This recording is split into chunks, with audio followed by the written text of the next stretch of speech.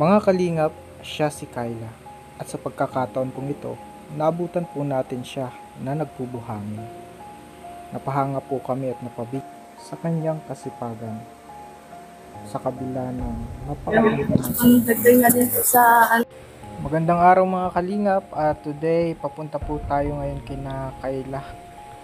Ito po yung lugar po mga kalingap, papunta sa bahay nila. Kita mo si Kyla? Grabe si Kyla, oh. Nagbubuhangin. Grabe sipag ng bata mga kalingap, oh. Talagang tara mga kalingap, pupuntahan natin si Kyla. Sama natin si Mamuena. At bababa po tayo dito para magbigay ng blessing po.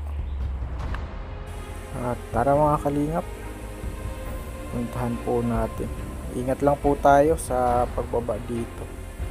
Medyo delikado mga kalingap. Ayan po. Ito po yung lugar nila. Maganda po. Ito yung hanap buhay dito. Nagbubuhangin po mga kalingap. Bilad po sa araw si Kyla.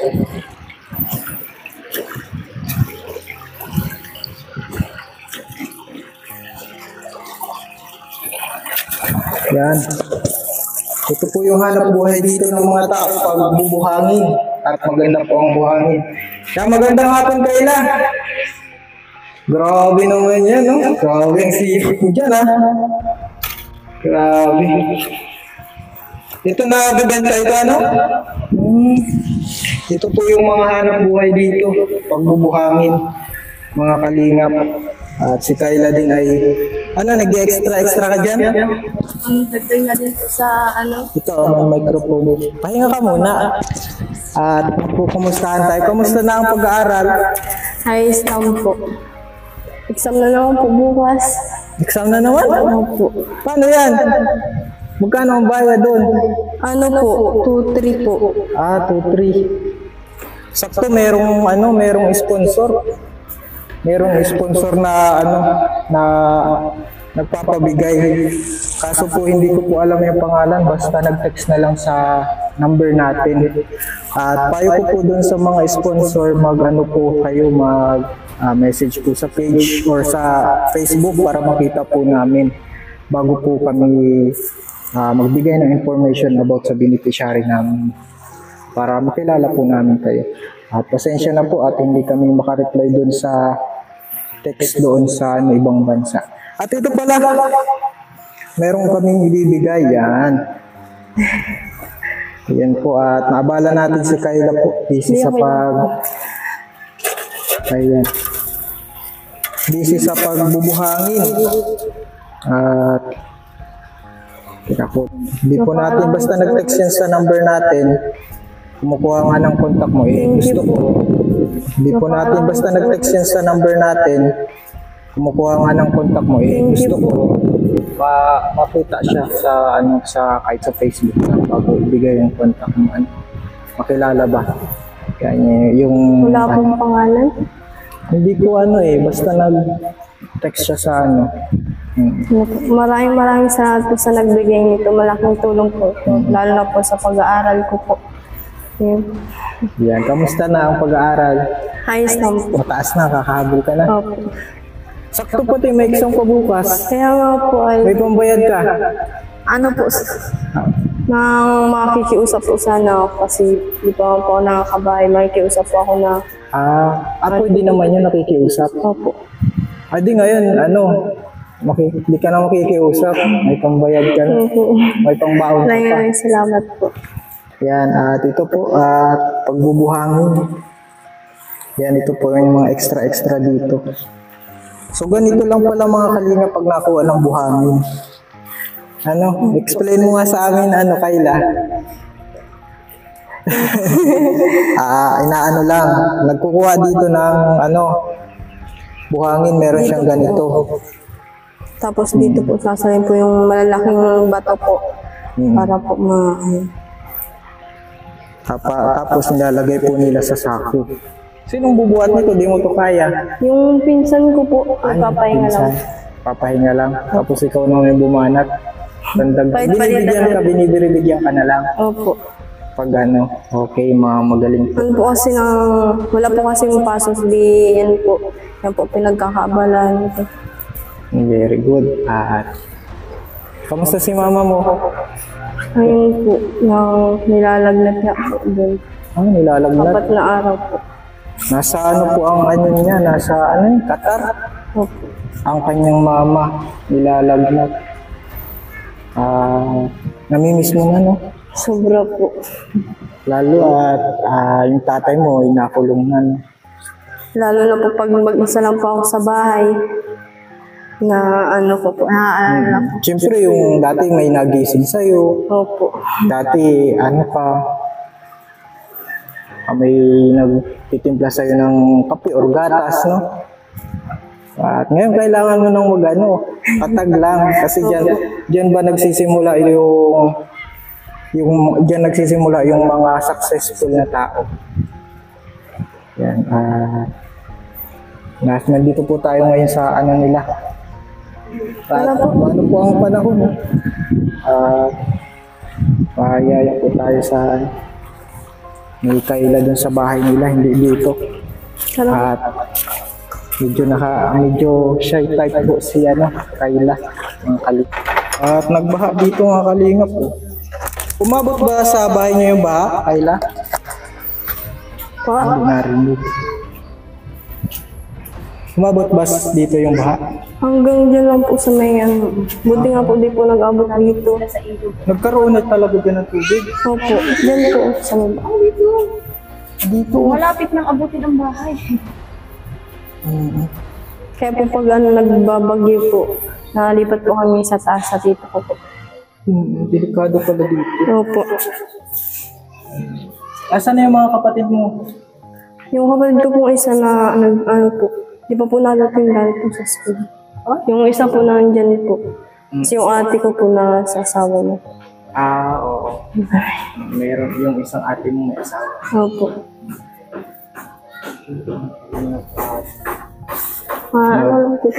Sige na, huwag kang mahiya sa amin. Mahiyain pong bata si Kayla. Isa lang daw Kayla, di na isa lang. Sige po. Hindi na thank you. At hindi nakapi si Ma'am Buena.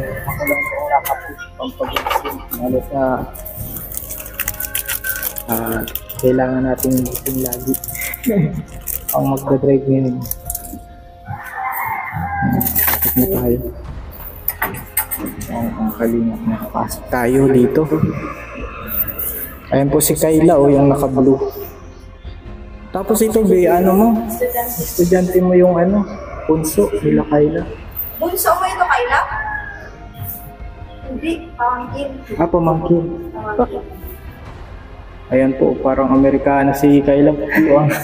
Blue ang mata niya dyan. Si Kayla ay maganda. Maganda pala si Kayla sa personal. Pag sa kasi yung sa vlog mo kasi, nung unang vlog mo sa kanya, sa yung part 2, parang tama lang yung niya, beauty. Pero, mas maganda pala siya sa personal. May si Kayla, may Buena. Ay, joke. Joke lang po mga kaling. Namatay ata yung mic. Yan po mga kalingap. Siyempre, may pakape din si Kayla sa atin. Natin pinanggihan. May electric fan pala kayo. Kamusta ang Napagod po. Pero ayos lang po. Ang dagdag po sa allowance po dito sa bahay. Nakakabilib kasi ang mga kabataan hindi kayang gumawa ng ganyan. Pero ikaw kahit go lang. Basta tawag doon? Parangal. Ito po. Kasi naman po magtambay, lang po dyan ng pagkakakitaan. Ano pa yung ibang pinagkakakitaan? Yun po. Tapos, nakuha ka din ng ibang labahan? Opo. Siya?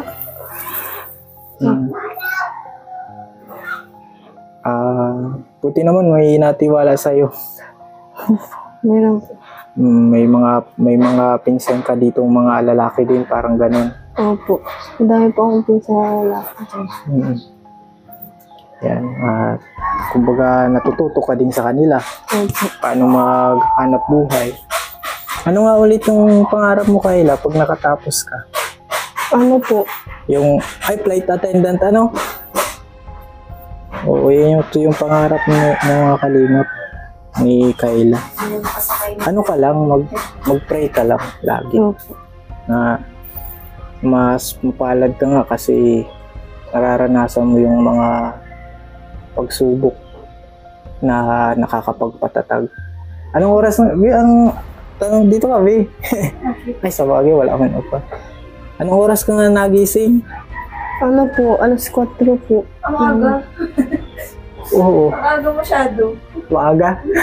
Nasaing po ako na, na lang po ako, na baon na lang po akong kanin.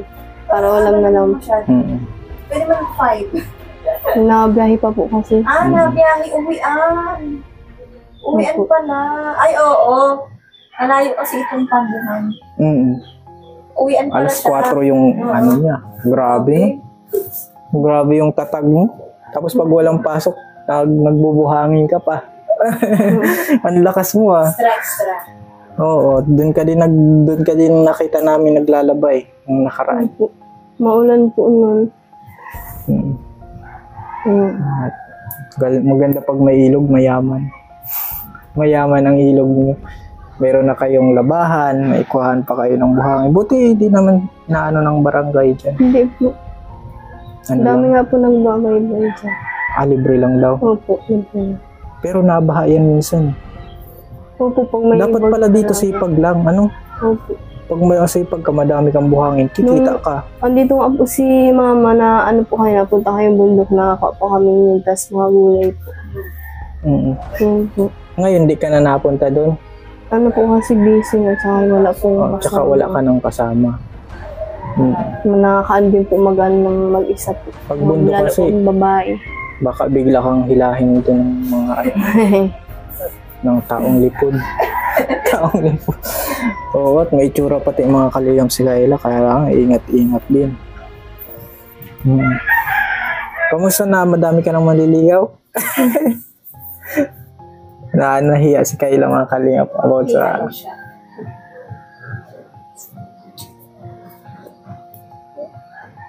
Ilang taon ka na nga ulit? 18? Ano? 18. O di, pwede ka na mag-ano. Anong plano mo? Hindi ka nang mag-boyfriend. Oo. Iniisip ko po si mama sa mga kapatid ko. Parang ikaw yung, kumbaga ang focus mo yung family mo. Family ko po. Bago yung Paano yung maliligaw? Busted muna.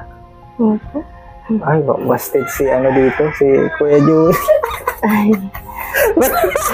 Tawa si Tawa si okay lang, diretso ka lang sa basta lang, happy kami na sana makapagtapos ka. Yun naman lahat ng inaano namin na beneficiary na maging successful ang buhay. Gusto ko pa pong paranas na may mga di po nararanasan dati.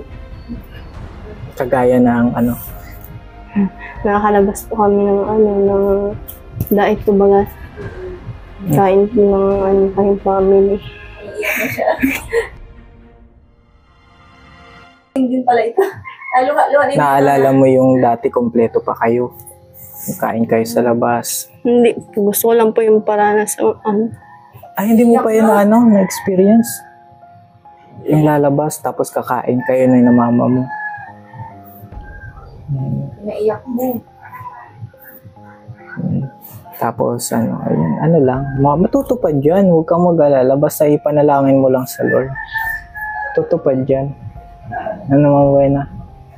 Kahit sa tingin mo, imposible.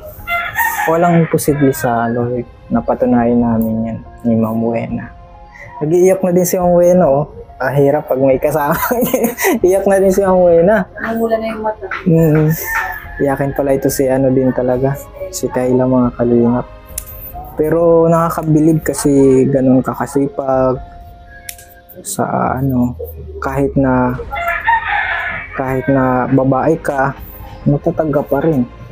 Mahirap yan kapag ka, ano, laging mag-isa, walang magulang. Mamimiss mo talaga, lalo kung dati nasanay ka nandiyan sina mama mo. Mamimiss mo talaga. Pero ngayon, kailangan mag-isa na. Pero tatatag ka naman. Hindi magiging independent ka sa lahat. Kakabilib yung alas 4 na Anong oras na kami nakakagising din yung buwan eh? Alas 6. 5 to 6. Pero pag may pasok lang. Pero Mga pag 6 nga, 5 nga natulog tayo. Pero pag walang pasok, 8 or 9. 8 or 9 po kami nagising. Yan, pero ikaw alas 4. Pag walang pasok, siyempre ano ka din naman. 7 po. 7 po. 7 nakakaano ka. Naninis po dito. So, ikaw yung parang panganay dito. Opo. Ate dito sa ano. Kamusta ito? Mga ayos pa yung mga ano nyo? Appliances nyo? Ay, yan po. Kasi display lang. Ang display. Pang display lang. Mga pan-display lang po nila. At ano po, ngayon ay yan, stay ano lang, yung message namin sa stay strong. Lagi ka lang tiwala sa Panginoon.